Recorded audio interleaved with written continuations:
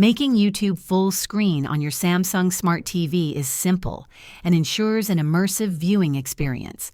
Here's how you can do it. Start by opening the YouTube app on your Samsung Smart TV or casting YouTube from your phone or laptop. Once the video begins playing, look for the full screen icon on the bottom right corner of the video player. It looks like two arrows pointing diagonally outward.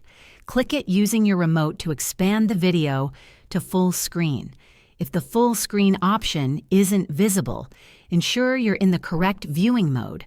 Sometimes switching the TV's aspect ratio can help. Go to Settings greater than Picture, greater than Aspect Ratio, and select Wide or Fit to Screen for optimal display. When casting from a phone or laptop, tap the full screen icon on the device first before mirroring. This ensures the video expands correctly on the TV. If this tutorial helped you, please like